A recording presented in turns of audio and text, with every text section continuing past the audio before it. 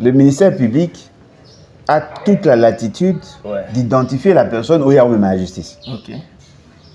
Le ministère public sait que Joseph Kabila a un certificat de nationalité. Le ministère public sait que Joseph Kabila est le fils de Laurent Désiré Kabila. Ok. S'il est le fils de Laurent Désiré Kabila, au regard de la disposition pertinente, il y a loi portant sur la question de la nationalité, il y a loi de 2004.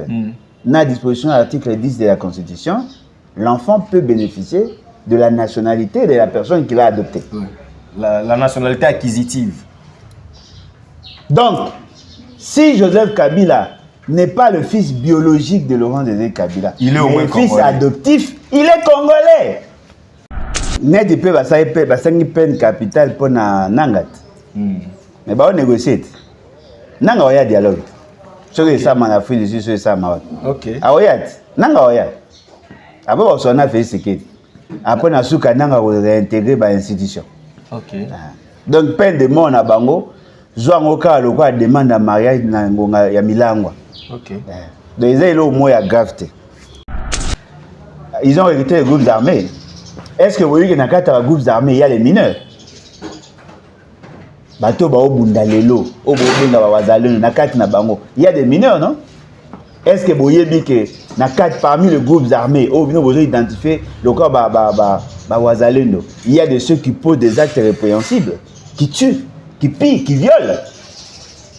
Est-ce que vous voyez que l'armée congolaise, telle que toujours le Bawa, a sali rapport déjà?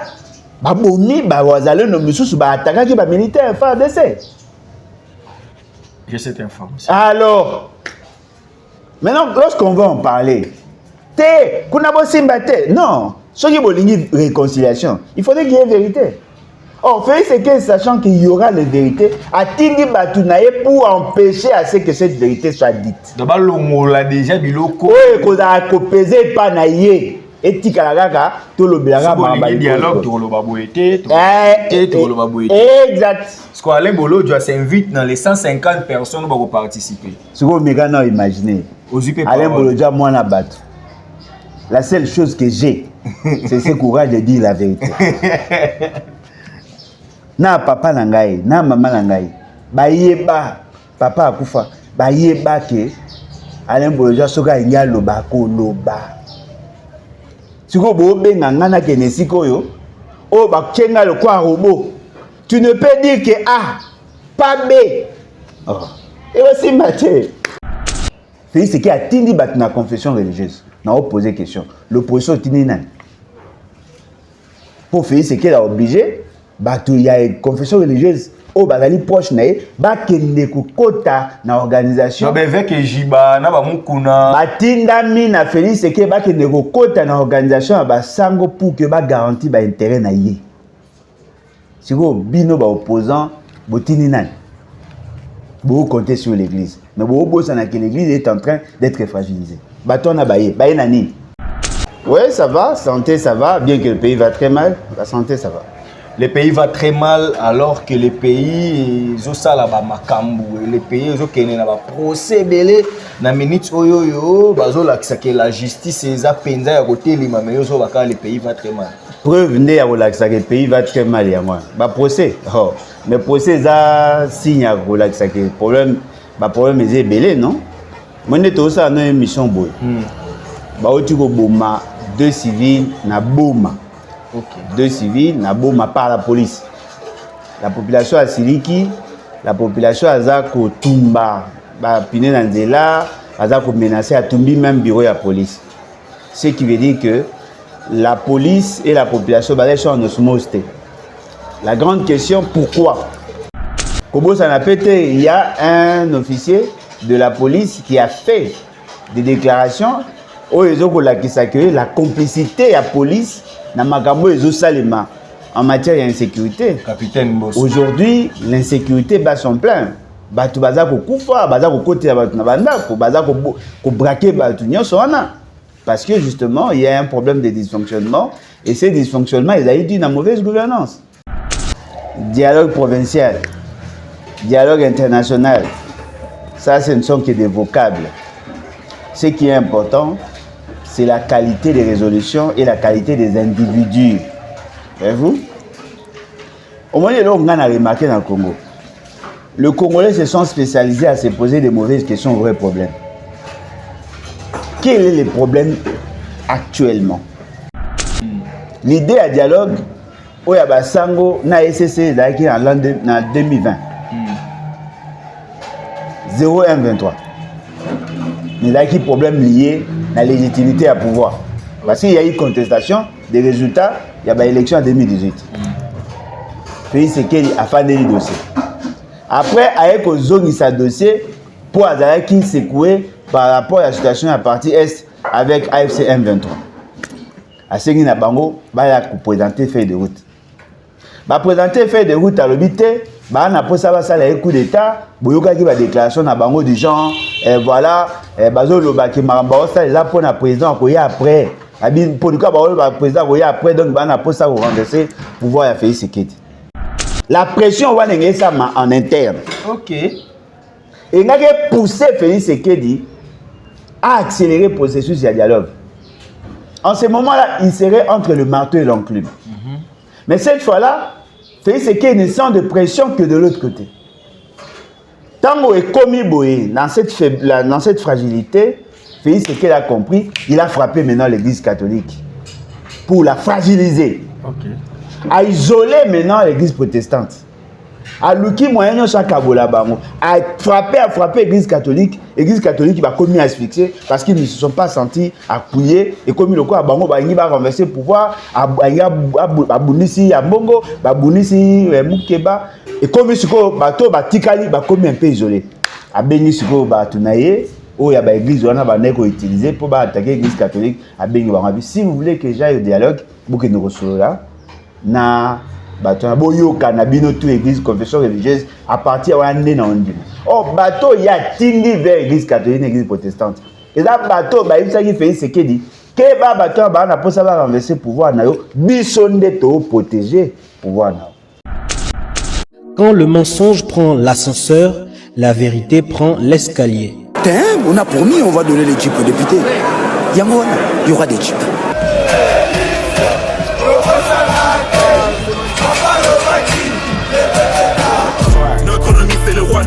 FRDC, Boumae, Munguna Nabiso Kagame, Congolais, Kangae, Peuple Telema, Banguna Bakoti, la Mukati Kamambi, Matali Politiki, Songisaki Bomoto, dans le Korondenge Kwei, na Maboko, Banguna Tosa la Bomoko, Mutumoko Tiako Punde la Congo, Soki Biso Mokote, Tona Nyongwa Mutute Noko, Ezapona Peuple, Bunda Mwana Mai, Ezapona Yonaye, Ezapona Ngai, Ezapona Congo, Ezapona Goma, Ezapona Ruchuru Kiwanja. Essentiel Iloba Eleki Elisasi Mbote na bino nyonso bozili bakumalamu ya kolanda Archidic Info. Bino nyonso bolandaka masolo ya politique esengeza ya koyeba keboza ebele partout dans le monde. Toyambi pona bino ndenge bosengaki le président national du parti politique Levons-nous et Bâtissons, le président Alain Bolodjoa, biso to bengaki papa Alain pour te préférer Kayango Bongo parce qu'il a tellement de responsabilités que pour nous, tu bien papa Alain. Donc c'est notre invité de ce jour. C'est pas quelqu'un n'est pas présenté, mais pour Namutu. Il s'est fait que Okutani naïe pour la première fois, comme je disais tantôt, Azali acteur politique, il y a République démocratique du Congo, l'un des leaders, il y a opposition. La République démocratique du Congo, président et les bats Oyo Ezali qui fonctionner en République démocratique du Congo. Makamboro solo là, exactement. Et belé tout au long de l'émission Oyo, en tout cas, restez branchés, en tout cas, nous au quotidien pour bimater parce qu'il y aura tellement de bonnes choses à entendre et puis des directives à prendre pour la bonne marche de la République démocratique du Congo. Papa Alain Mbotena. Mbote de Konangai, Mbote Nabalandi, en tout cas, merci beaucoup pour l'opportunité. Bonne santé. Oui, ça va, santé, ça va, bien que le pays va très mal, la santé, ça va. Le pays va très mal alors que les pays zosala ba makambu, les pays zokene na ba procès belé na minute oyo bazola que la justice eza penza ya côté lima mais zo baka le pays va très mal. Preuve né ya relaxa que le pays va très mal ya moi. Ba procès. Oh, mais procès za signe ya relaxa que problème est belé non? Moi neto ça une mission boy. Ba oti ko boma deux civils na boma. 2 civils na boma par la police. La population a siliki, la population a kotumba ba pine na nzela, a menacer à tumbi même bureau de la police. Ce qui veut dire que la police et la population sont en osmose. La grande question, pourquoi? Tant au côté nakati au mona que bazo tia ba policier, baza ko déployer ba policier sans tenir compte na ba aptitude na bango na capacité na bango. Ils ont créé ce qu'on désordre entre le peuple et la police. Kobo Sanapete, il y a un officier de la police qui a fait des déclarations où ils ont accueilli la complicité à la police dans Makambo et Salema en matière d'insécurité. Capitaine Boss. Aujourd'hui, l'insécurité bat son plein. Batu baza ko kufa, baza ko kote batu na bandako, baza ko braquer batu nyonso wana.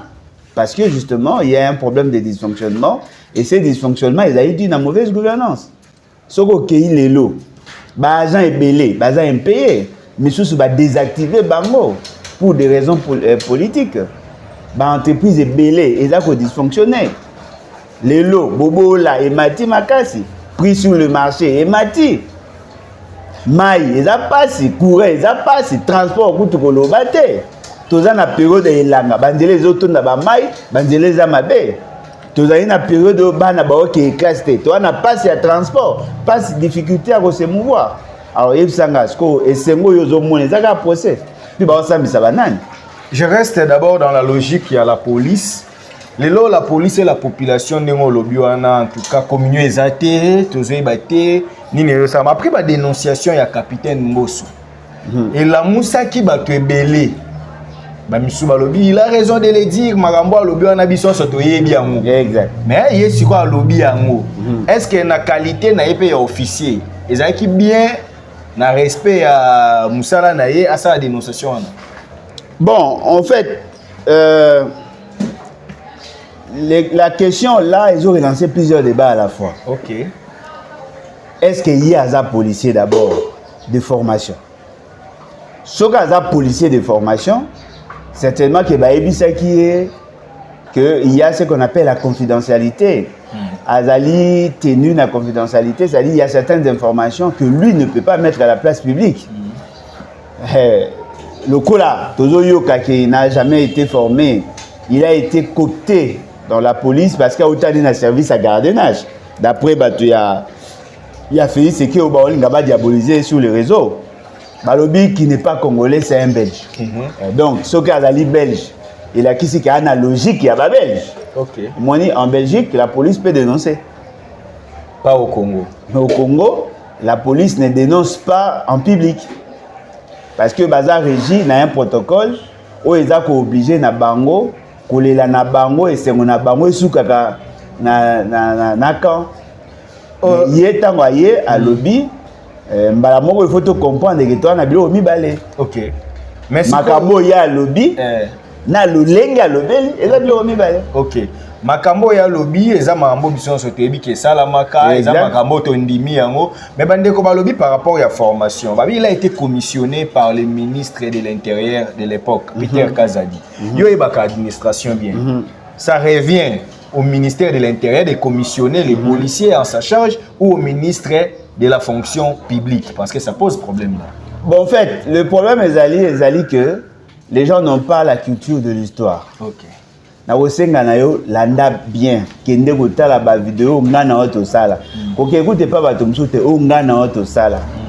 J'avais parlé de commissionnement à la police. Ouais. Bon, il est peut-être na ebiété mais to lobelaka ngo déjà. Le commissionnement c'est quoi? Le commissionnement ezali muta lieutenant parce que les lieutenants sont nommés par ordonnance, muta lieutenant mais au regard il y a un besoin qui se manifeste commissionner na fonction où ils ont revenir à un capitaine.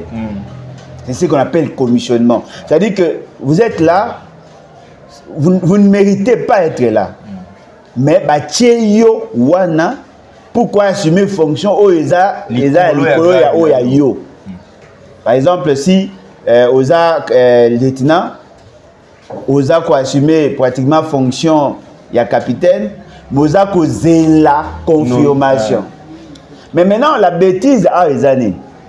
Un lieutenant commissionné na fonction, il y a chef de division, il y a un capitaine, bah commissionné les sous na fonction où ils ont revenir, na un major, bah commissionné na fonction ils ont revenir un colonel.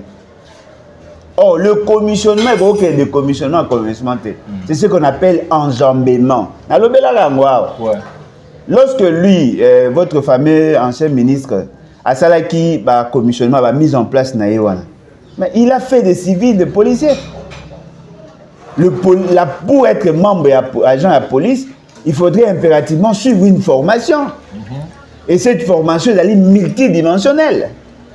Mais il s'est passé quelque chose, Alain Bolodjo, à tout réfléchir. Vous avez vice-premier ministre, ministre de l'Intérieur, président de l'Assemblée nationale à Bengio. Allô mon fils, vous avez bien, Bosolo a dit, j'ai ton frère ici, Azawa, Azan a besoin de Pesaï Moussala, Matissaï. Matissaï, Azaï Wate, Azoye, Azoye dans les vides, Achaïwana, Achaïa commissionné. Non, mais au commissionné, wapi. Si le président de l'Assemblée nationale a béni à Sengio service et qu'il y a un exécutif connaissant la sphère politique non, mais connaissant, pas connaissant la sphère politique congolaise. Le président de l'Assemblée nationale a béni Bolodjo, il a vice-premier ministre intérieur. Le président de l'Assemblée nationale a Sengio service. Au copé, ça y est, au copé, ça y est. Bon, tout est négocié. Tozwa Kofi Olomide, Tozwa nani, comment il a sonné? Fali Poupana nani Ferregola, Tozu Wera, Tozu JB, Naïbani na bango be Félix Seke a béni bango.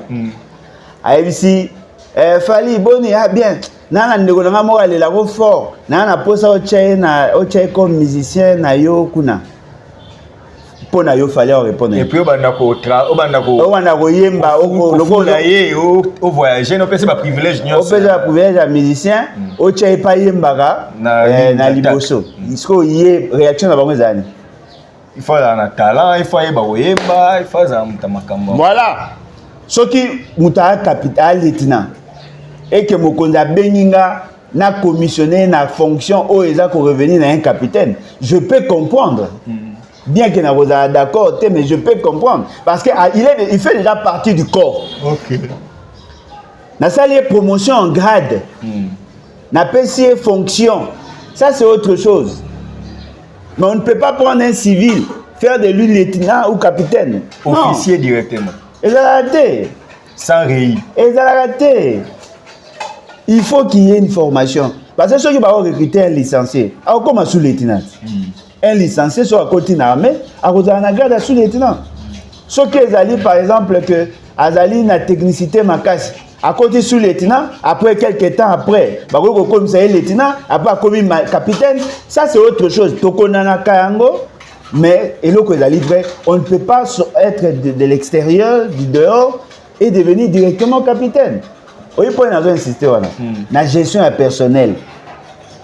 Les gens qui ont l'ancienneté, qui ont l'expertise, s'ils trouvent que quelqu'un qui n'était pas du corps, qui entre, qui est promu, ça crée des frustrations.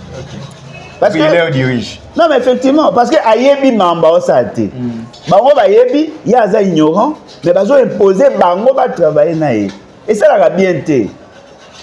Mais là, on va imaginer. Yosa, capitaine, au PC ordre, et que subalterne à comprendre que l'ordre est un fondement. S'il refuse, tu as le pouvoir, il y a une action disciplinaire. Alors que lui, il a raison. Ce qu'on me met une action disciplinaire, et pas Mouto, ça dépend de yo. À risquer à sanctionner pour la Sony. Dans ces frustrations. Na sanctionnateur, na sanctionné, bah il dit que yo a tort. Mais ça la regarde pose à l'écolo. Mais moi, je suis na police à Zalata. Moi, je suis na police à Zalata. Na police, il a libre agent mutu na na grade na ye yango ozomona baomene baopération baomaîtriser te parce que l'approche ya mutu azalaki sécuricor oyo azalaki na service ya gardiennage na ya police eza ndemo te. Ils n'ont même pas le même protocole. Voilà pourquoi baomona l'inefficacité de l'action publique parce que bato baosala yango na complaisance. Nga alembo le joie soko recommande nga mutu et que mutu na profil te nga na oboya. Mais c'est que yo na gouvernement so coach aux un problème belé. Merci pour les compliments.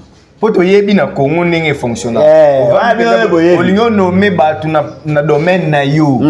Momoni penza ke na présidence basengi chela biso muto. Na tia ba mutu na ba. Na poste azo mérité. Papa, Zéla, tous annoncent sérieux. Nga na june exemple chef de bureau. C'était maman chef de division. Papa, nga mo doit nommer chef de bureau na boya. Nga mo na ba nommer chef de bureau na boya. Pona boya mutu so eloneza. Tous à sérieux. Ce que za boy. Félix qui a changé. Na bo seni hôpital mo mutu ma bengingawa. Un médecin directeur chef d'établissement ya santé on n'est pas médecin. Na olinga na bosa ni komba ya centre de santé ya ba période moko na zwaka pe information que na mama e mo bachaka muto azaka médecin. À l'époque. Na zoluka na oya na olobango. Non, c'est pas comme ça. Il faut te promouvoir la méritocratie. Qu'est-ce que moi je gagne? Moi, en commis ministre, qu'est-ce que je gagne si je suis entouré par des incompétents? Parce que n'a un défi na ngati. Na pe na posa na marqué histoire na tika ba ke lembo o esami boy yoka ba poso ngana ko pesa n'importe qui ba c'est câble. OK pour na ebi ke la mutu na confiance na ko zo moi risque moi mukie ya ko pesa mutu mususu chargé de mission bien que na ko mona ngo soka yebite za moi passe na ko zo même sous secrétaire nani nani na ko zo c'est câble secrétaire particulier na kozwa secrétaire ya cabinet na kocha mutu peut-être aza ezaka passe pour aza technique oui il faut na kocha sekaba na kocha parsec on va personne mais chargé d'études so wa maelete okotata ngamo na za na phobie ya ba ignorance so merano imaginer na cha mutu mo so akoyedenga na nini et mon gros azomon la place ba yebi place ordinateur nazaka chargé d'études ba tchenga chargé d'études bon moi j'avais trouvé que c'était une manière de m'humilier na côté chargé d'études ba tché ba conseiller sur base à ba donne politique sur que comment ndeni travail nyonso ba pesinga na salaka mais muso azoza gloire osali ye kuna a signé Automé la poule à ma bête. Nasali, allez, ministre joue. Mais qui fait ce travail? Mais pourquoi il est là-bas? Ma commission a conseillé. Quand tu as conseillé, 3 semaines après, tu as le goût. Na regretté la vie, on a comment le lot, on a rigueur, on a zanangwa. Parce que j'ai commis des erreurs dans le passé. Ok.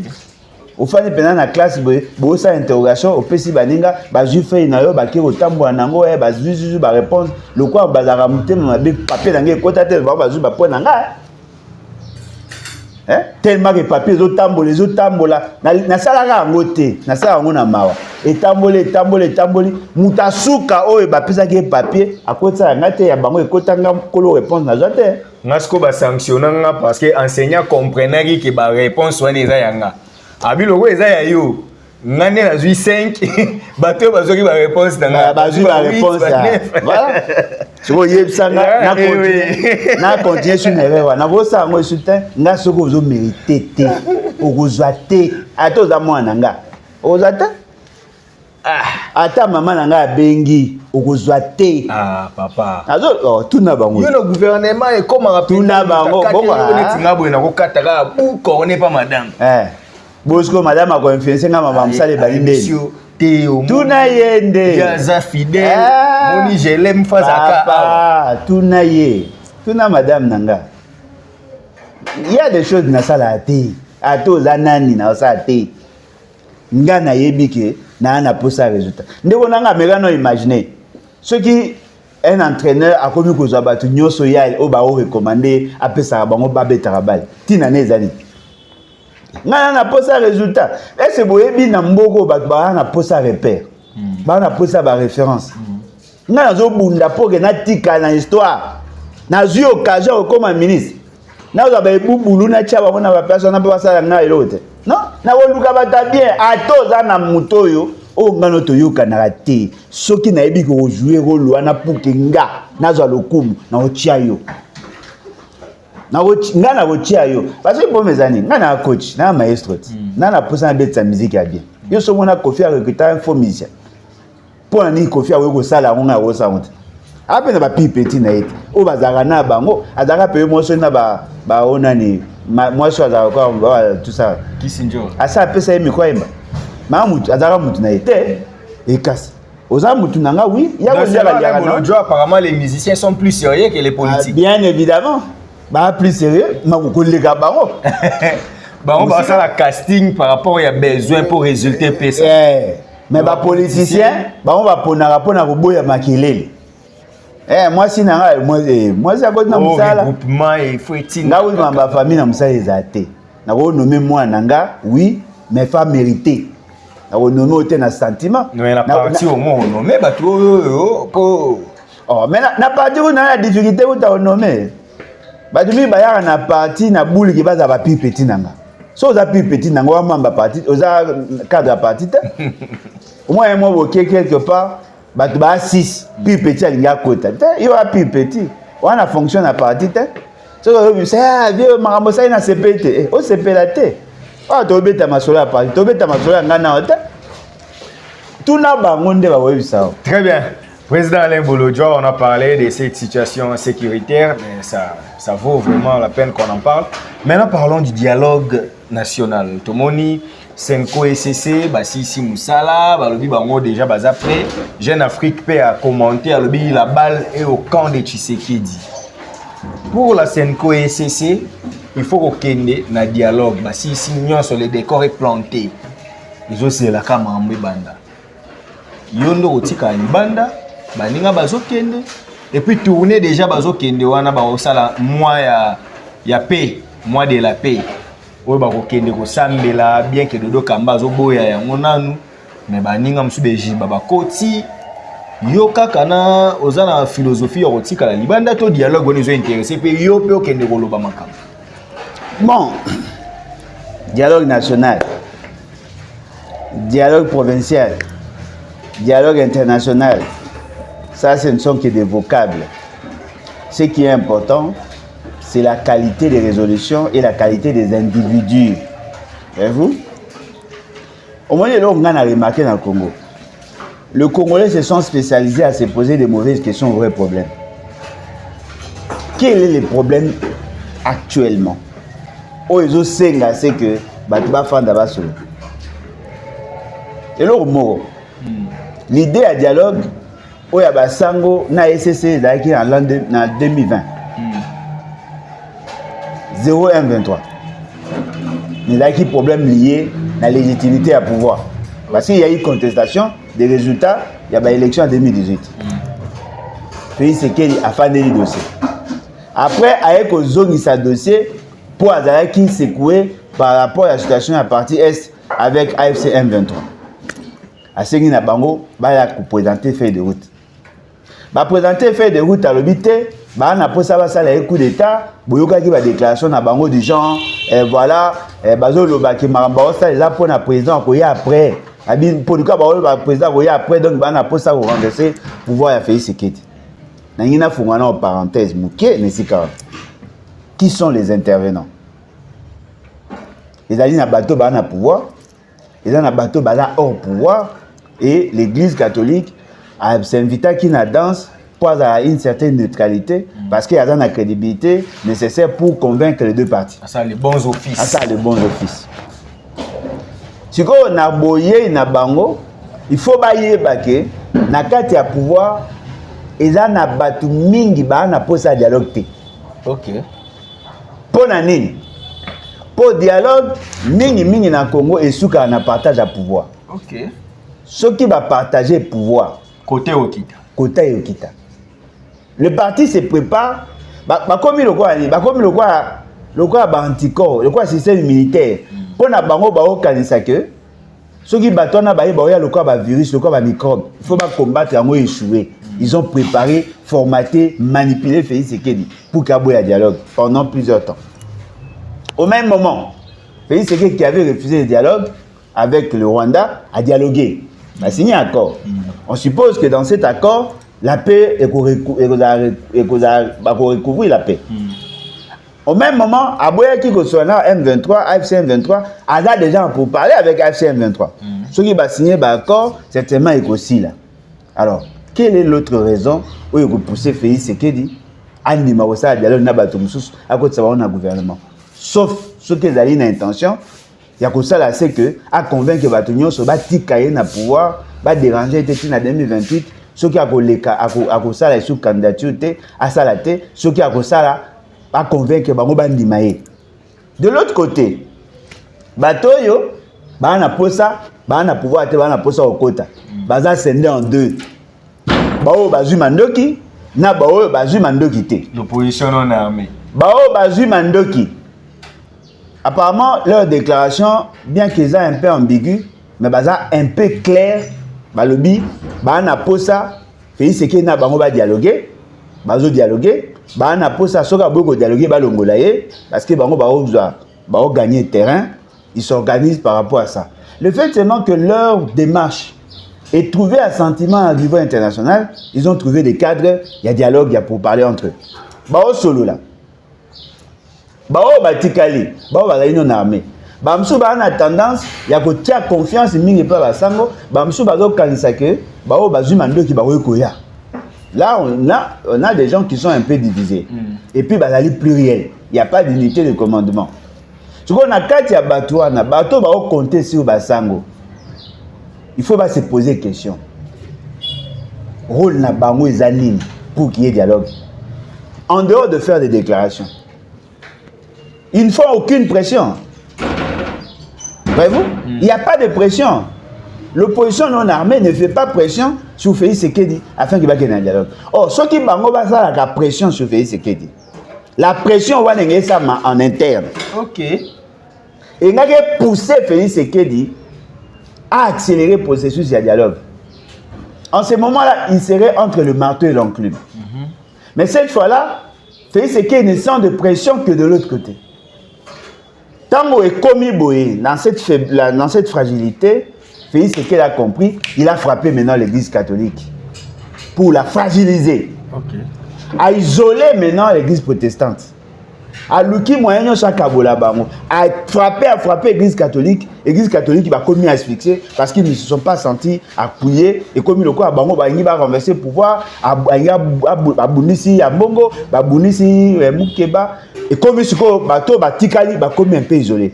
A béni ce que batunaye ou ya ba église on a ba neko utiliser pour ba attaquer l'église catholique a béni ba. Si vous voulez que j'aille au dialogue, vous que nous recevons là na bateau na boyo kanabino tout église confession religieuse à partir wa ndé na ondima. Oh bateau ya tindi vers église catholique église protestante. Et là bateau ba isa qui fait ce qu'il dit que ba bateau ba na pour ça va renverser pouvoir na yo bisonde to protéger pouvoir na. Félix Tshisekedi a tindi bat na confession religieuse. N'a pas posé question. L'opposition tindi nan. Pour Félix Tshisekedi a obligé, il y a une confession religieuse. Oh, bazali proche nae, ba kende ko kota na organisation. Non, mais avec Jiba, na ba mukuna. Batinda mi na Félix Tshisekedi ba kende ko kota na organisation ba sango pour que ba garantie ba intérêt na yé. Siko bino ba opposant botini nan. Vous comptez sur l'église. Mais vous savez que l'église est en train d'être fragilisée. Baton a baillé. Baillé nani. On peut bailler un cahier de charges. Non, mais cahier de charges, n'a pas baillé batiki. Mais l'essentiel est à communiquer au batangi. Et ça, quand l'église catholique n'a ici sur le bac. Et là, on va baxer les agression rwandaise, Rwanda nous agresse. Na Sima, il y a M23, AFC M23. Oh, bah, les babras qui viennent. Oh, bah, on va bakisi yangoan. Mais en dehors de ça, tu vois, bateau baillé pour la ligne. Pour que tout ce qui va se faire, et ça pour l'intérêt de Félix Tshisekedi. Ok. Pour nini bolé Satan na bino na distraction. Mais Dodo Kamba lobi que c'est un piège. Et lo kwana bango ba tendu na nani na Tshisekedi. Ah, ozomona ba défendre kaka Tshisekedi. Bango nyonso ba défendre kaka Tshisekedi. C'est un piège. Dans le cas qui n'a écouté en église catholique, na SCC, c'était quoi?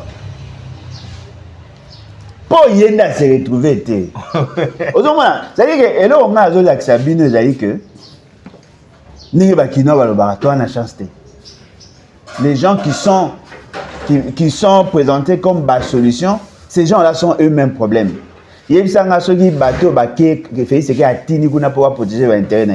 Supposons qu'on arrive quelque part, on convoque le dialogue, AFC 1-23 Baye, Kabila et sa bande Baye, Bafayu le consort Baye, Félix Sekei na bande na Baye, Basangani, Bafani Banoso. Vérité. Voilà, biso toza mandoki pona nini. Parce que yo Félix Sekei on est au foot à biso. Bambongo pour que to sécuriser yo apo kati. Cette vérité là, et là ils peuvent autre raison. Après on fait quoi? Selon la loi. Non, wana ba olinga loi s'appliquer té. Parce que Félix Sekei na batune ba kosala nyonso, tout ce qui va l'incriminer est simba maté. Voilà pourquoi ils s'organisent de la sorte. Parce que si Félix Sekei n'avait peur de rien, il allait accepter le dialogue. Ce qui fait peur à Félix Sekei, c'est la vérité. Lui veut la réconciliation sans vérité. Okay. Aobanga, la vérité sous son implication par rapport à la situation d'insécurité dans la partie est du Congo. Il faut les 4 vérités. Il y a l'heure il y a boyi yangoana. Parce que na kati ya manœuvre naie, à la kisi na batuke, yé à Mosantu, baningande ba amabe. Parce que barola ki ça est. Na le beloko. Est-ce que batu ba yebi que na situation à est, Félix Sekei et sa cohorte ont recruté les groupes armés. Ils travaillent.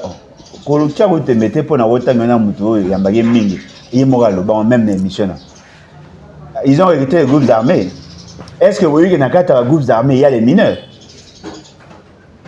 Bato ba obunda lelo, obunda ba wazaleno na kati na bango. Il y a des mineurs, non?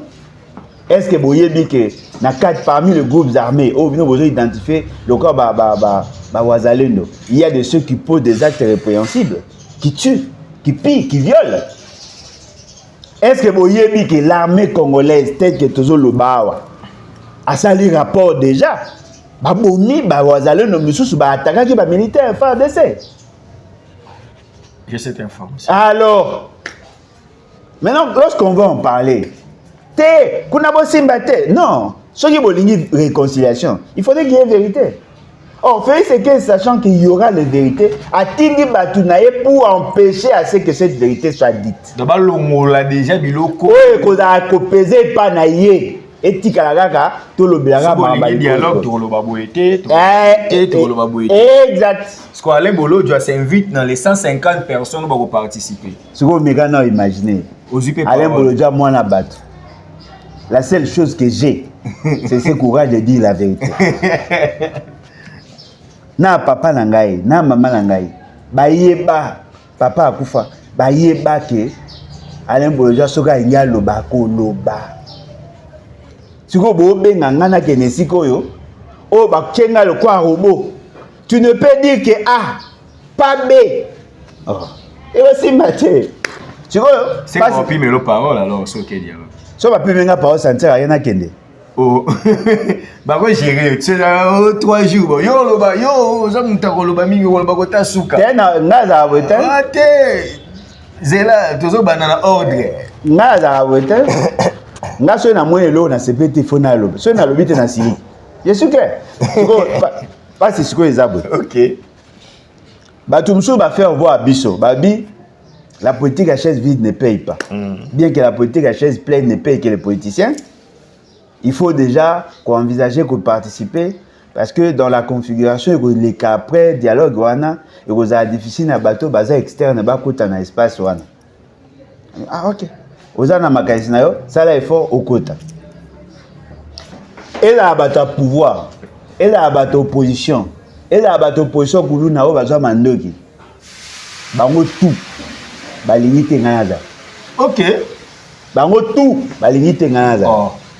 Balingi te? Boyo mospo bango so ba boyo bwana. Te balingi te parce que babi ongaza ka bilobe. Ya bilobe la te na ko dénoncer ndé. Parce que problème nangé ezali boye. Yo za capable komi wana bandolo bananga. Oh non, yo za criminel. Na capable te na ko loba ndé. Il faut na loba po molimo nangé za ko eza kimi. Talipe Fayulu boyo tirer. Des fois il na ko aménager po ya bomane batute. Mais Kabila, Nanga, Félix, boza biloko na bino. Ya sûr ya pepele. On est goza kuto na ça l'effort. Et ko bima net. Ah, ye utoza te. Et ko bima nango na te. En opposition. Ah, opposition nene a débat sombi. Mouda ça te kami ozopie. C'est un jeu transfert. Tanji papa qui pour la bino bosali fier ya ndimi. Papa. Pour l'intérêt. Joyeux le quoi club aso bateki na club mususu. Obeta lisolo, il était aneni ya tout ça, il est en contrat. Il est en contrat. Autant équipe na calendrier. Muto ya longa robeta à Manchester. Yozo ba wa zaka na Mazembe. Wa eza doka kala. A commis déjà na club mususu ya basondi. Na bazo boya yo kende dialogue. Bato belé ba obanga. Tu vois bato avec sanga te ala il faut ça la il faut au kota. Ouais, na okota. Mais boye ba yango tout dialogue, toute négociation qui aura tendance à protéger les criminels n'a qu'à dénoncer. Boto na bato zanga na bango tant que l'église catholique na SCC ba to yambaka bango na cause na compte association nationale. Boyoki bango OK na habité za mabelo bo sa ta faiblesse za bo on aime c'est bon on ne va vivre ta faiblesse za bo ah OK paf na micro discours mususu na supporter te ozarat donc ndenge zawa dialogue moi tout soki dialogue wana ko salima il y a dialogue ya kolinga ko étouffer la vraie vérité ndenge bato babomi peuple parce que biso toyoka na biso ba politicien toyoka na biso mais peuple ndé souci na ngeza o mai bino tellement bokoma de yako mesa na baliwa mais bomu na ngo muke ba isa bino na bom na Goma en une journée il y a 10 000 morts na Bukavu ba boma pe ba okoni pe oboma bo meka na o imaginer on a perdu combien d'âmes na Bitumbo esami et que ne ka boye. Il y a solo vraiment. Babi au nom de la paix. Pena mitema ya batunde, pena malobate. Batu bakufi. Ba famille ba kufeli bandeko na bango ba kozanga jamais na paix. On bino peut-être pour combien na binote. To be peut-être bo banaliser yango. Nga mwana na nga kufa. Tilo na deuil. Moko erreur à médecin na deuil. Siko bato ba bomi famille na yemo bimba. Boti ko mwana muke amemi epembe aleki na ya tiena makolo. Boye bisanga mwana wana po kimie kota na kati na ye pour kaza la mpe ifoni. Il faut lokata sango bato ba mai ndeko na ye bakangami atako kangama. Foto kanga Félix ko kanga Kabila ko kanga Nanga. Boti ka baje Alain Bolojwa. Kabila espion.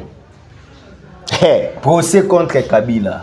Assigné Joseph Kabila HK. Selon les avocats de la République, comme HK wana ezali Hippolyte Kanambi.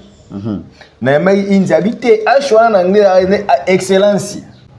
Donc ba onde bazo comprendre ma. Ah comprendre data atanga soki na nini na mupompa kuna na sa mai.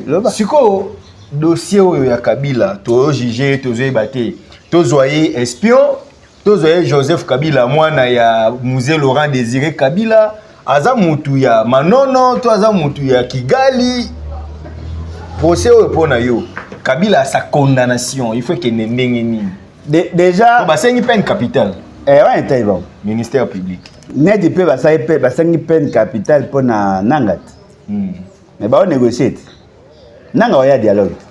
Soki ça m'a Afrique du Sud, soki ça m'a. OK. Aoya. Nanga oya. Après on s'en a fait séquer. Après na suka Nanga ko réintégrer ba institution. OK. Donc peine de mort na bango, zwango ka lo kwa demande à mariage na ngonga ya milangwa. OK. Donc ils ont mo ya grave. Mais ina lo babo.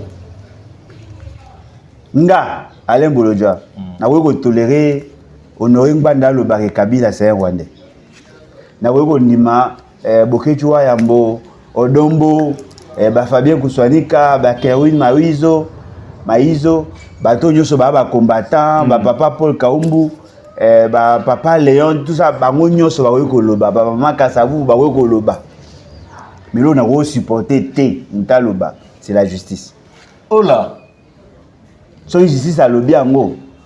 Na ndenge ba loba ngo avec légèreté. Et bien ça sur le quoi tambo ba tamaboma. Parce que nangi na poser ka ba principe. Joseph Kabila ya l'état. Comment il Joseph Kabila Kabange. Joseph Kabila ya makanisi na bino comment il Hippolyte Kanambe.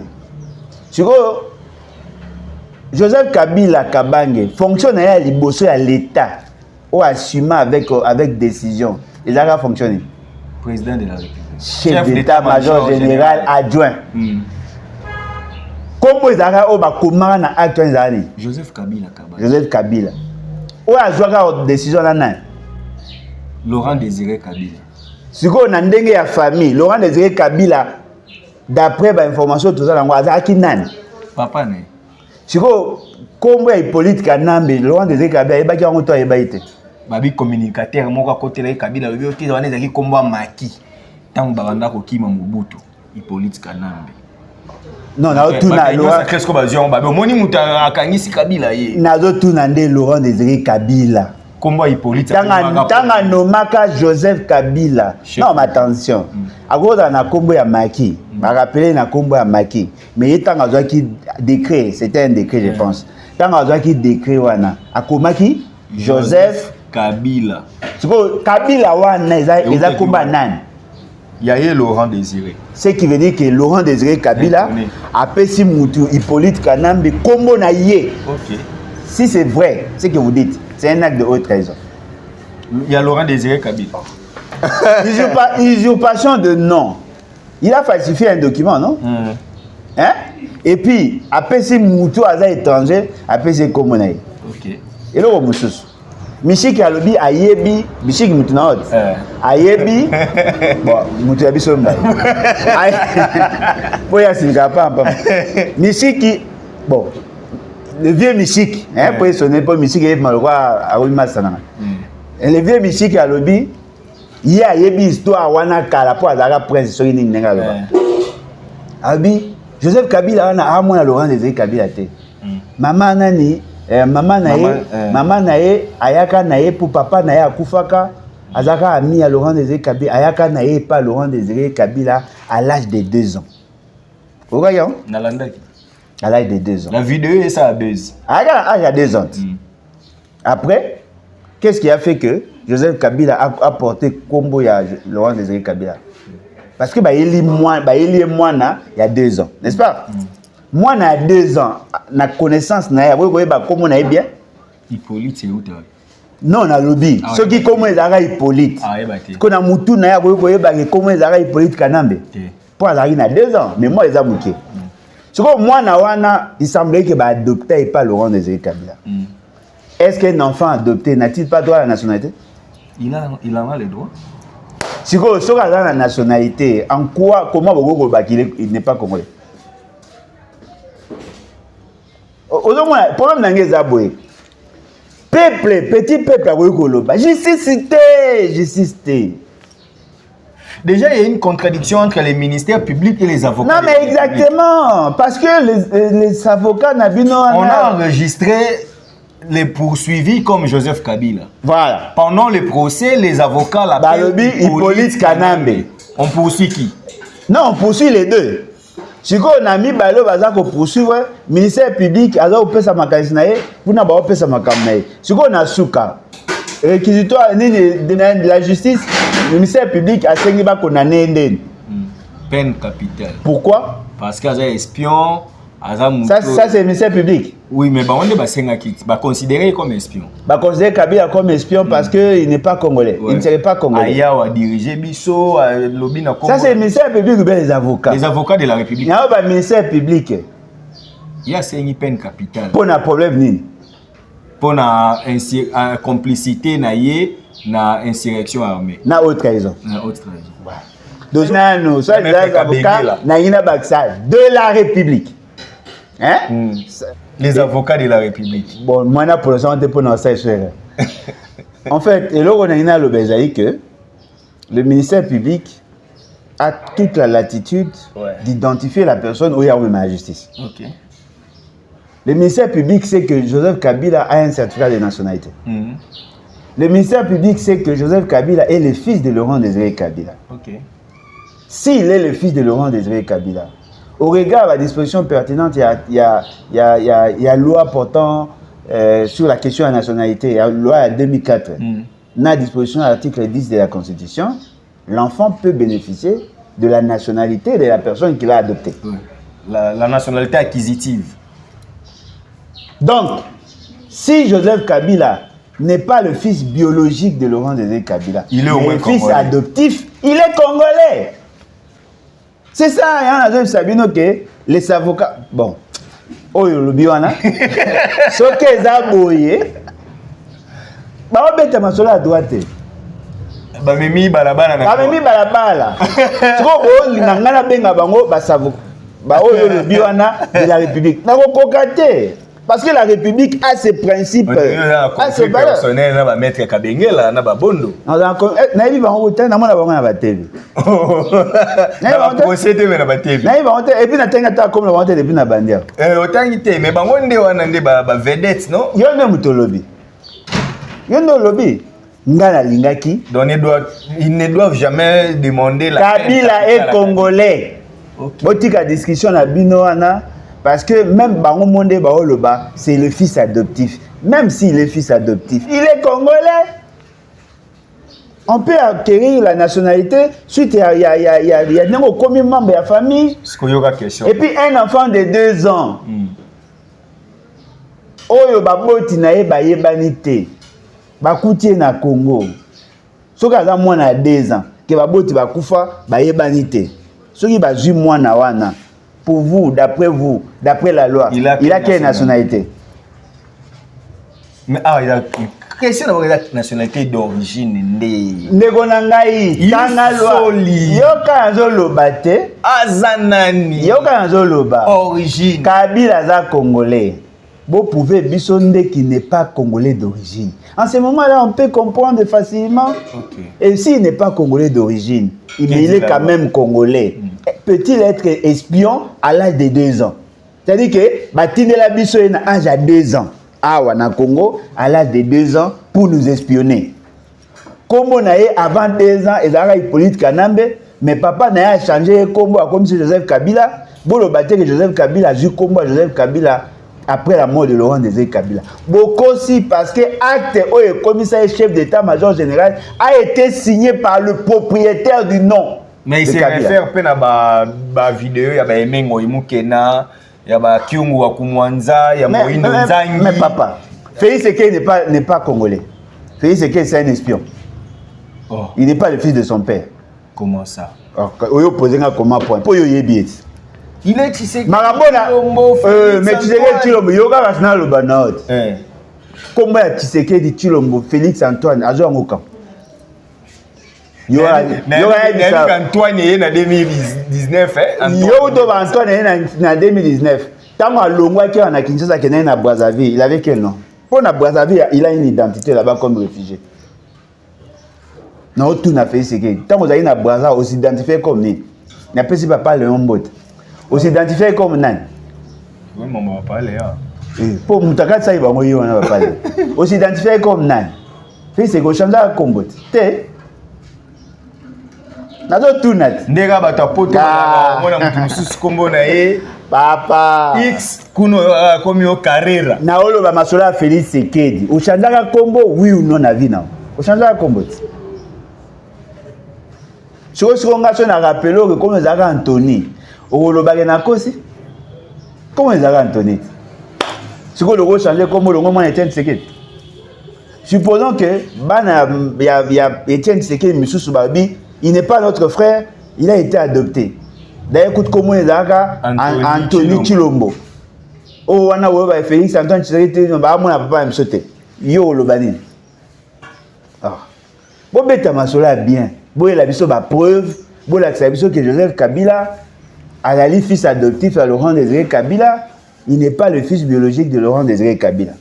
Bon biso que papa et Joseph Kabila oyo ba adoptaka mwana azalaki rwandais. Soki ezaboye, on comprend que Joseph Kabila azali congolais d'origine rwandaise.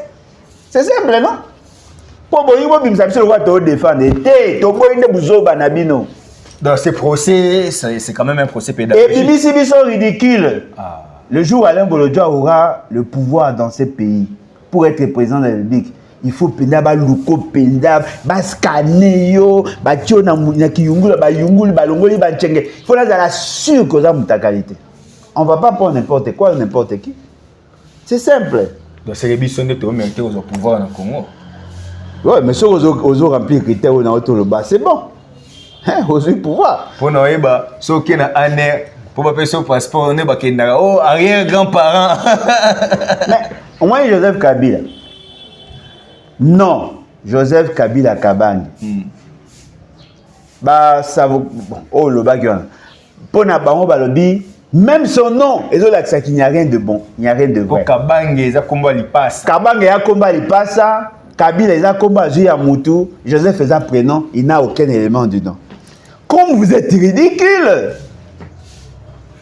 Mpia. Ils appellent pas combat. Il appelle pas ça. Mboyo. Neti Bokechu, oh le il y a combat, il y a combat le kuta parce que comment il y a Moutou, il y a présent combat à ma passe. Boni, l'État n'a pas représenté na boete. Et la Sony. Yoka. Et là, on a un moto de ça matanga. Grandson nanga. Ya quartier. Tokula ici comme grandson nanga. Comme ils allaient Mboyo. Mboyo et Kala qui Mboyo ici. Mboyo là ici. Il passe. Il passe à Tchouki. Oh. Les passates, oui, les années. Et là, les passates. Si vous soyez monté, non, et là, comment on appelle ça, ma passe? Oh, bon, ça va ma passe, on peut se commoder. J'ai une grande comme un boyau. N'est pas policier, mon Clément Kankou. Quand il y a pega les passates, même policier, même politicien. Clément Kankou, c'est un politicien. Politicien, non. Alors, bah, mi balé. Clément Kankou, nous sommes na Roger Lumba, nous sommes na Jean-Pierre Bemba. Moi, je suis gouverneur à Kassa Oriental, nous sommes vice-gouverneur à Kassa Occidental. Bah, Kankou. Na boyoka comment mbuité. Bazalit. Bon pesa biso ne maye. On dit na souci na ngeza, maye le na bino na mona yango lors du procès. Allez, la page mambalette. Yo okota wampo yoza juriste. Oh. Pour la mono communauté na ba convia kokota na boyika nde oboya kobenga ba avocat. Na bakane de la République, les avocats wana so les avocats no lobby mais de la République na boyi ba bakisa.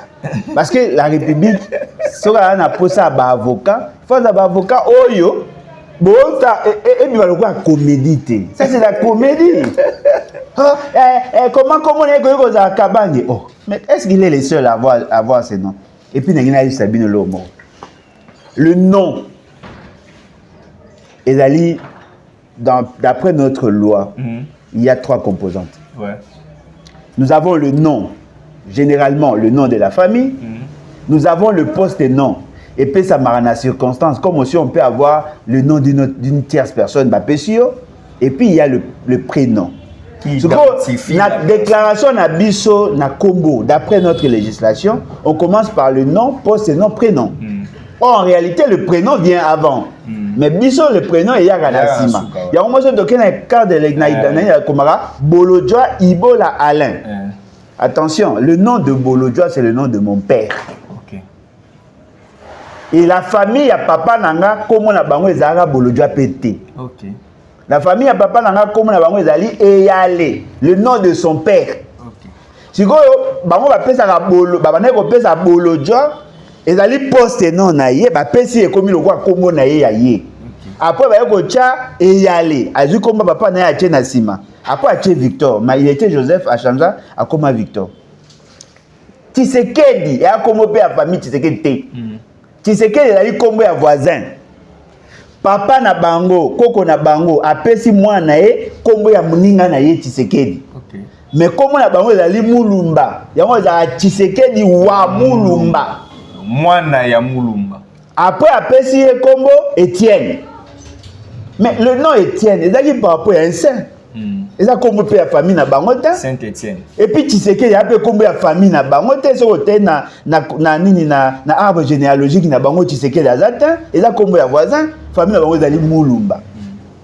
Moi ndebe bo bandaka na poste non na poste non au liboso, c'est pas tout le monde. Ouais. Nga moko nanu. Moi je suis le fils de Kambanga mais nga non nga banda na Eshiba. Ah Eshiba et puis au Kambanga. Exact.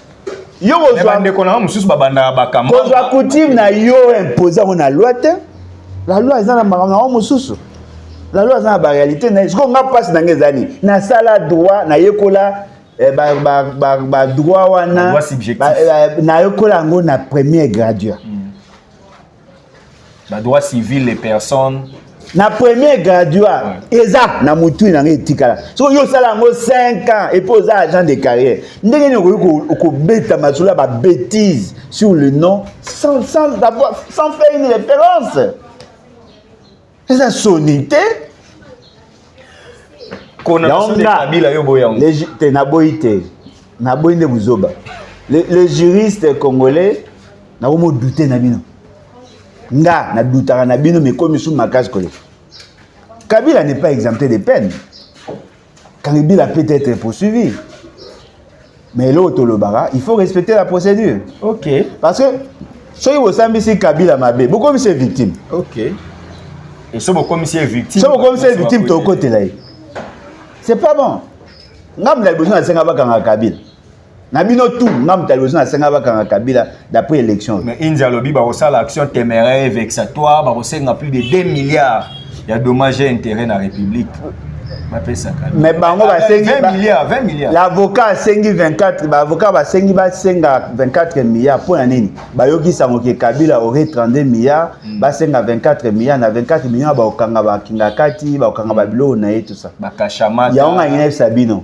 Au moins débat bo beta okanga bilo. Boloba ngo avant que AFC M23 ressurgir. OK.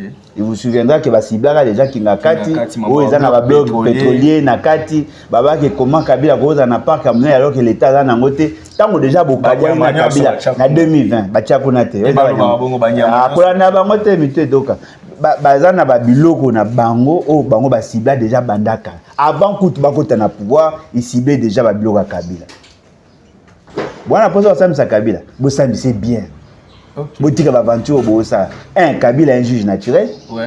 C'est la Cour constitutionnelle. Et puis deux, la procédure, il y a autorisation à mise en accusation à Kabila. Ça s'est fait par le Congrès. Kabila n'est pas un sénateur. Ça c'est une précision. Kabila est sénateur à vie. C'est un titre honorifique. Il a un statut particulier. Le règlement intérieur, il y a Sénat, n'a jamais géré la question à sénateur à vie. Il a renvoyé ça. La loi portant statut, il y a l'ancien président et chef de corps. Donc, si vous respectez la procédure et que vous l'arrêtez pour de faits vrais, on va obtempérer. Comme ça, Moutamago, tout petit, Nangabo, Sambisi est bien. Na CP n'est pas bon, Kangaï, ma paysan. Puisque au Béti, selon mais avant, il y a Costa Moutamba, India Force n'a pas une émission, India Omar, il faut force de la Sirona. India Omar, il va douter la nationalité, pas Baxi Force. India Omar, Guy. Comment il a Guy? Oui, mais il n'a pas Guy et Simba. Comment il a Guy India Omar? Ok. Alors, c'est grâce à Kabila, la balkanisation et salamité. C'est Kabila, sa présence à Goma, qui a bloqué la balkanisation qui était déjà orchestrée.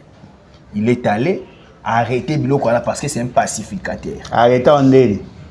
Accueillir à Taliba, toi, Nanyonso, à Pekisi, Bangoba, c'est au nom de la Bayoki est quand même. Bayoki est au nom de la paix. Kabila Zolukaneka Akimia.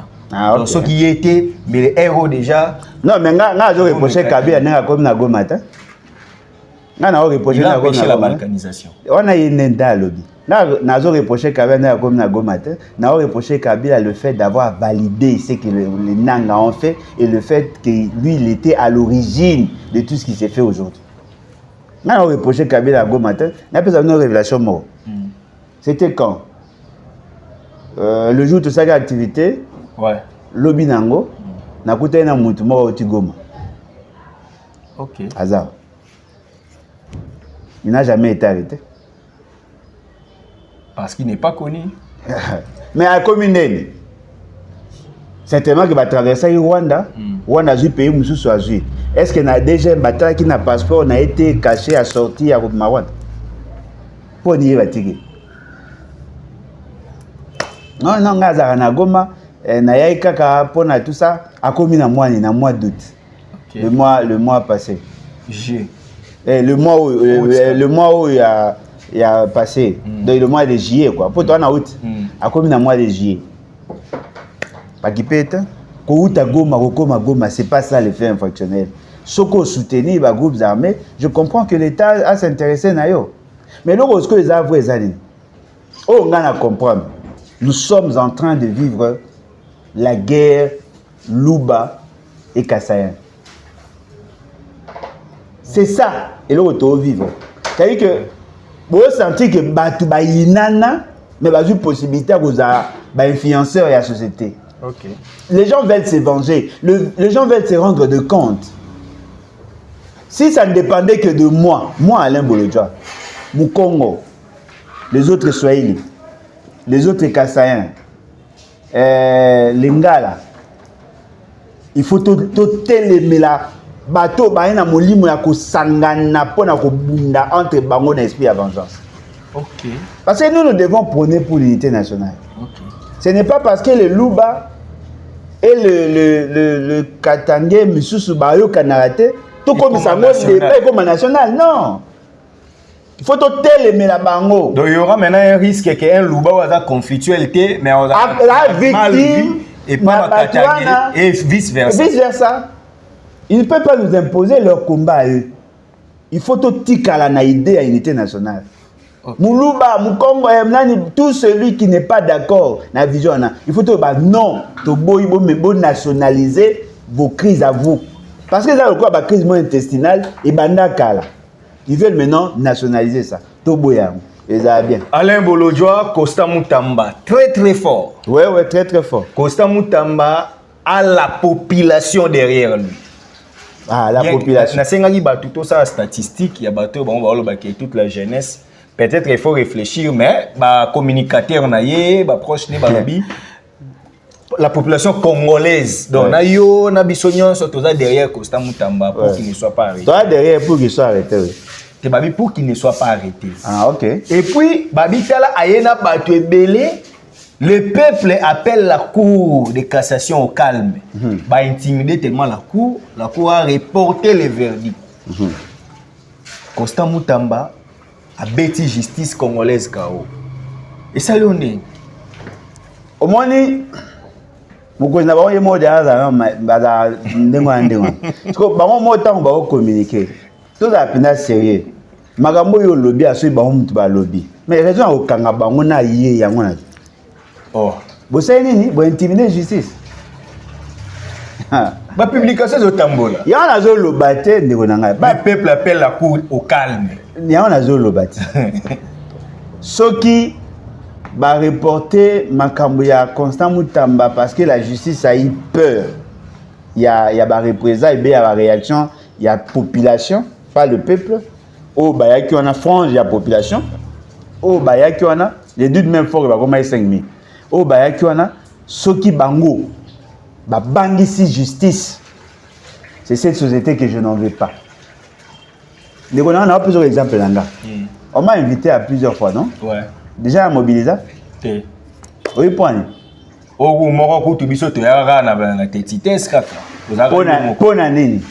Parce que je pense que la justice doit faire son travail. Ok. Yo, Ibi. Tu vois? Au Bengi, Bakuya, au pays, on va 10 000 francs, 10 000 francs, 10 000 francs. Et puis, vous savez, tu es comme menacé. Ah bon, Bino, vous menacer justice. C'est-à-dire que l'État a bangi Bino pour vous menacer. Mais vous voyez, dit Bokangaye, Bokangaye. Ah, ça m'a fait shooter. Bokangaye. Bon, vous avez une blague, Bendé. Nous sommes opposants. Na to sa justice. De bino ndenge zana bolo ba biso. Pas opposant. Ah ya wapi. Bino ndenge bozana bo sa biso ke bino bo makasi bo ba ngondo bo leki l'état bo intimider justice. Bo be ki bo samba iti. Apparemment bo assurer que bo samba bien. Bino bo intimider justice. Ndenge ndenge zana lelo justice a banga bino. Parce que justice na bango eza contre Yoka tokena Constant Mutamba. Yoka ndeko na ngai. Lumumba. Lumumba pe bakangaka iti. Asa boloko. Yoka eloko. Bango ba webisa Kabila. Yoko toza oza yuma. Biso ba yiba meka okanga Constant Mutamba to telemeli bango esimbite. Matata poni. Yo zaka soldat. Siko pona ni ko teme la justice wana. C'est ça le message que vous lancez. C'est ça le message que vous lancez. Moi tellement boleme eleki bo comprendre lo bo sate. Bo yibo sa que justice a bangi bino. Justice a bangi bino. Ah, c'est pas possible. Donc ndenge zawana bakanga Constant Mutamba te, bakanga Constant Mutamba te pour justice a bangi bino. Donc ndenge zawana soki un criminel, un détourneur, un muyibi ou consort a sali mabe, il suffit seulement ko zanda mambongo yibi, au mobiliser ba inconscient, au bimisi wana balaba batiki yo. Mboko yo. Babangi Constant Mutamba pas mobiliser soki 1000 personnes. Ce que vous imaginez, ce qui le bat Kabila va réagir. Pour Kabila est plus populaire que Constant Mutamba. Chaque fois, ceux qui va menacer justice à Tiki. Ceux qui va biminer la balabala à Tiki. Donc, il y a un kangasho mutu. Babikanda na bangweza po bakangaka Constant Mutamba po ye akanga Kabila. Po ye abandaki kozongisa batu sima. Donc, le fait que Constant Mutamba maele. Ya wana bata Kabila bazo soutenir ko kanga. Siko bata Kabila nani Félix? Kabila ne ba piéger. Bata Kabila va piéger pour aki bambon. Non, tout ça non c'est. Ne ba kangaye. Donc bata Kabila. Donc bata Kabila za Félix. Tam suba onde ba na cour constitutionnelle. Bata Kabila za Mama Soumina. Bata Kabila za nani procureur. Bata Kabila za ni avocat na ba sambele mabe. Asami mabe. Ces jeunes politiciens, animi na misa batuke. Après ça, il y a une institution na banque na compte. Un compte créé le 15, il y a qui les 13 millions. La banque a dit, mbongo wana, on va bloquer pour les opérations ça m'a normalement. Ce sont eux qui ont bloqué parce qu'ils va soupçonner qu'on est un blanchiment d'argent. C'est ce que la banque a dit. Il y a des comptes séquestres. Il compte des séquestres. Pour les comptes séquestres, il faut avoir un compte. Il y a un compte pour les comptes séquestres. Il a menti. Asami Mabe. C'est un crime à délinquer. Faut pas kangaye. Oh, en droit, lorsqu'on appelle quelqu'un délinquant, c'est-à-dire on considère qu'il a violé la loi. Mais est-ce que les Congolais sont délinquants, pas ministère public? Ah, là, délinquant. Un père de famille. Yoka. Un ministère.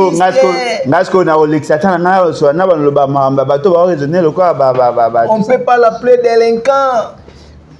C'est un délinquant, papa. Ces partisans voient la haine au chef de l'officier du ministère public. Babani ko finga papa batu tala nengaza tala maneti oyini mwana batamukie bozo créer monstre oyo nde Lumumba.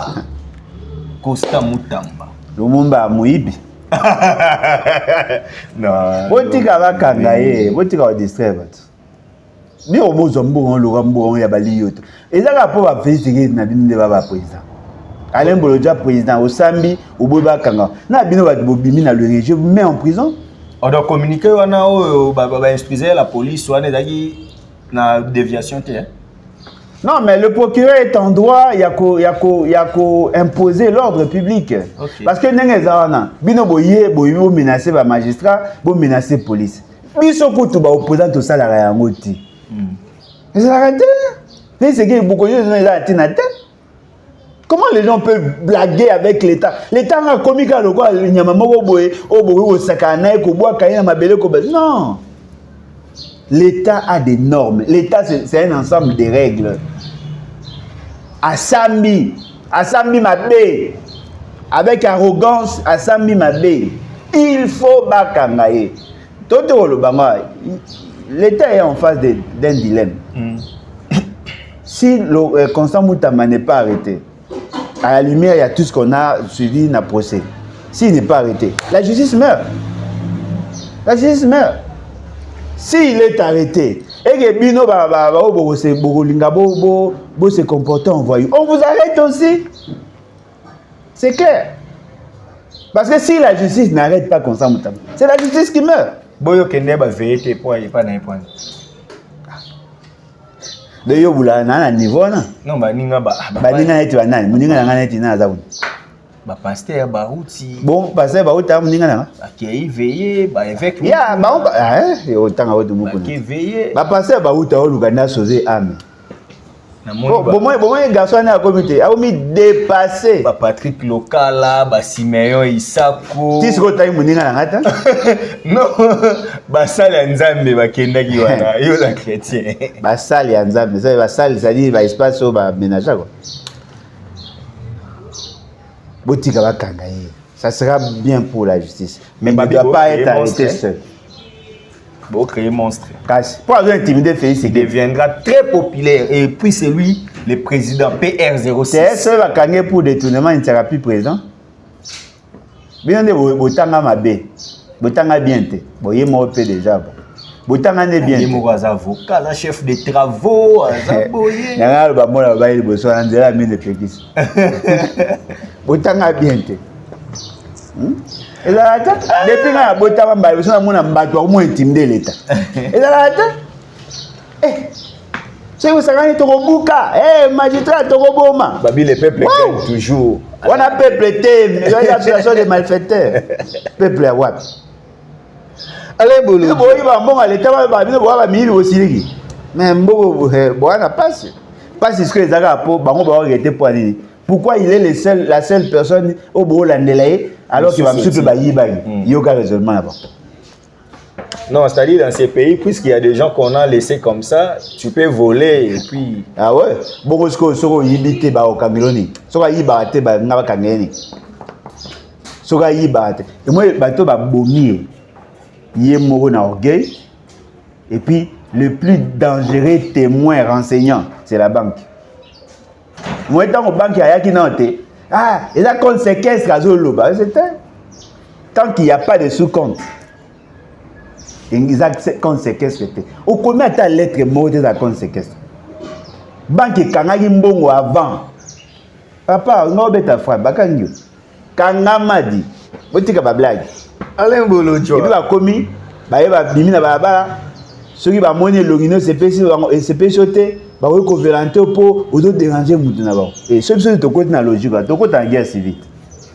On t'a vers la fin de l'émission, mais quand même, tu assistes à qui dans la déclaration, il y a une nouvelle structure au Bosalaki, Bosali, Bosali, leader rébellé. Mais force politique de l'opposition, génération rupture. La génération rupture, Bozo Kabwana, Nanani, Bolobaki classe politique. Mais dans la classe politique, on a bien pende Boza, on a bobi, mais il peut dans la classe politique. Comment vous combattez l'entraille dans anti-valeurs. Ok. Constant Moutamba est kabiliste. Là, on Tshisekedi kabiliste. La dynamique c'est qu'il y a dans la société, et c'est à un certain moment que bateau et bazar la même vision, la même perception, basana. Nana Babinoni. Il faut rompre avec le système qui a passé, non? Il faut tout ça la politique autrement, non? Il faut tout renouveler la classe politique. C'est ce que nous tentons de faire. Tout sangana. Ce que tout sangana banane, tout sangana bateau, bazar engagé dans le combat, bazar qui partager idée à rupture. Neto sangana. Nagat nabiso, bateau bana ba relation na baona ba individu bazar. Netinga, na ba ami, na pouvoir, na opposition, la société civile, même na ngambo kuna na ba ami. Mais na moni lo lenge na bango ya osala ya mabe. Na lingi to luka to sangana. Bato ba pousser biso to sangana makasi. C'est vous. Pour niveau sangana na doste. Pour niveau sangana na vous voter. Poni osangana na Wente, poni osangana na Jonathan te, bango to mona bozana presque na même combat. Pour bino boya na idée à renouvellement à classe politique. To sangani pour bino bosengi. Les restes, c'est à vous de voir.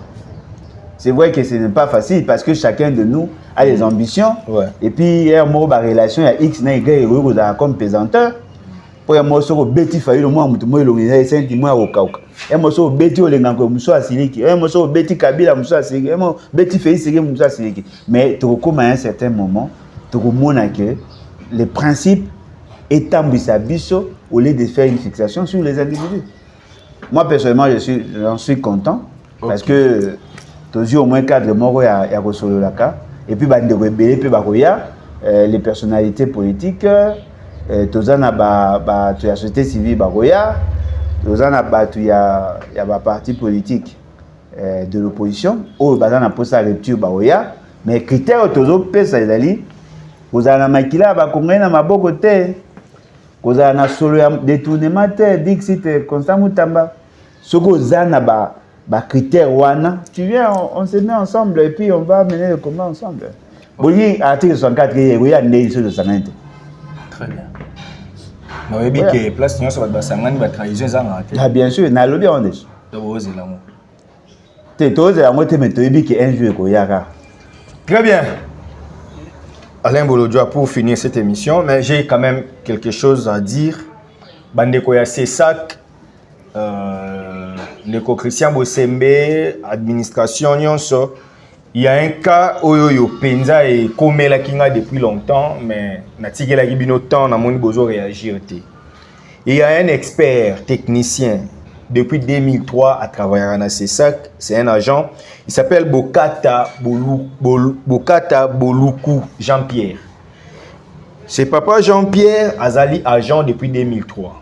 Si le loi salaka. Mais salaire il y a 250 000 francs à Bundanango au moins à Ibité. Le monsieur est malade.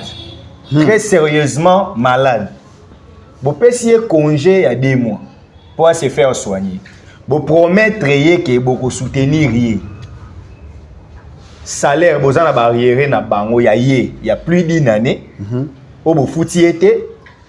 Vous soutenir na mbongo te. Vous bengi 6 mois na ye aya balendi on bengi c'est comme de 8. Mais papa wana na minute oyo on dirait comme moi démence pour perdre na mémoire. Azo réfléchir il sou bien te. Ce que bozo zela ndenge nini parce que boza na ba mbongo ne ya banyongo bo fouti été assistance na bino comme une institution sur votre argent exact. Ce monsieur là est malade. Bozo assister yéti. C'est quoi votre politique? Il y a gestion des personnels. Vous expliquez non? Bah il va kufa. Plus va kufa, plus va mona passe ba on sepe. On dit ce bois ba konza biloko ce tellement ba mité mamabe ba sambela kabino bo kufa po ba ba matanga. Parce que ngana ko comprendre te mutasa repa na futa maté. A futa maté ndeni. Yves sanga. Déjà salaire est maigre. Non, mais les salaires c'est un caractère alimentaire. Les salaires zama pour va futara mutu pour aller sa moi na ban. So bo futara été. Un agent asa malade. La structure n'est même pas capable de reprendre en charge. Un peu domestique te ko sara na ndako boza na contrat mort éphémère te. Asa na contrat na bino a obela bo occupé été.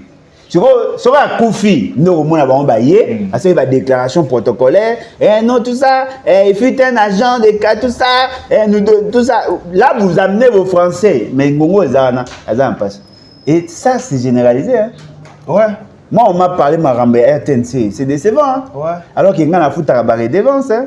Mais les agents de. Il y a Nini, Baza au galéré. Hein? Ok, il y a une famine. Même chose, Longo, il y a encore. Ok, il y a CNSS, partout, et si même là où il y a plus d'argent, les agents vont souffrir. Ce qu'on a tout, n'a se payer dans Kitambo. À part la famille, les dirigeants, n'a se payer dans Congo. Même les politiciens, ils vont poser qui m'a bango, ils nous font na bango libanda. Ah, agent na bino azobela, mbongo ngo pesa ya bino te, eza mbongo ya l'État. Prise en charge exacte. Eza mbongo ya l'État. Na koyoka pasi eza mbongo nanga. Mais eza mbongo ya l'État. Zwa kaka mbongo pesa e sauver vie na ye. aza pe na posa muto asaleli bino pendant des années plus de 22 ans aza pe na posa ya considération te boyebaka pyramide ya maslo te botanga ngo te bino kuti botanga no na Belgique na ICC boyebaka eloko boosala eza normal te muto asali carrière mobimba muto abengisi 22 ans na service na bino bozobwaka ye lokola fulu na fulu kutu batriaka ta kotriye eza na sens te namona bato ya mitema mabe bakonzi politicien congolais boa mitema mabe moko ezali moso na te na bi oyo ezali so mitema mabe teko mingi ndoki voilà pourquoi nous disons la rupture est nécessaire on doit arrêter ça mutu asali mosala boofuta ye te mpo na nini eza ata retard te ko bafutaka o le 10 ekomi le 20 te une année soki bokoyede na maladie te bofuta ata mbongo na se faire soigner akufa ta ke ayebi ke mbongo na ye esalelaki ye soki mboka ekobonga ndenge nini bato wana bablessure ebele boye et tout le monde se plaigne comme ça eza pasi en tout cas améliorer te balongwa kaka bato baya mitema mabe boye bakotika mpo basani président Alain Bolodjoa tosi si émission esila kaka bapesi nga deya kanda 22 ans na chômeur na travailler baka nde moko mutu azosala epa na bino vraiment donc bozozelisa donc elobi nango président Alain donc bozozela akufa mpo boyela biso c'est fui un homme sérieux il était là engagé un bon agent bomoyemba kokumisa ya titre postime siko bonheur yango azwi ye là il a besoin de vous et puis bino pe boa mitema mabe bokofuta mutu déjà 50 000 ndeni déjà 50 000 même pas $100 un agent de carrière vraiment afuta en CNS combien même après sa retraite arozwa nini pour CNSS azwaka 13%. 13% demi il y a 250 000 ata bino moko on aura 40 000 sur $30 000 francs vivre ndeni bino kutuka pour ba mariage ba no dépenser 10 millions de dollars okende feti si potika biso tofanda ngani na invité ve seke na mariage po yanga mbona ngeza ya propre o invité na otinda en septembre aya ataka isika okende aya ça c'est bien azanga isika okende ni mtana musala bi abeta play te aya oza musala yo ko misi esu mamba play to si ça émission bon namoni émission oyo audio do kemabe chouette pour aller l'autre cigare président 50 000 ata bino mo message na bato balani balongwa kaka pour bato balani biso il faut qu'il y ait rupture totika ba blague bato ba souffrir bolanda esengo baseka na ndate so mato chap na ndinga normal kongola ko seka suta OK rien ne va net olo ba ko ezate mai ezate ndili za passe transport passe musala ezate ato zu musala sayera malongi ezate biloko ezo matana marché ba obuma insécurité nyonso ya mabeza la seule chose toza nango ya bieza ka nature o nzamba sala no biso to bakisi likolo eloko malongi ezate banzela nyonso mabulu okosala na 1 km osali pe 1h30 mpona baembouteillage na mabulu c'est ça il faut que les choses changent et puis bandeko oyo bosala banzela s'il vous plaît congé esili vacances esili classe ezozonga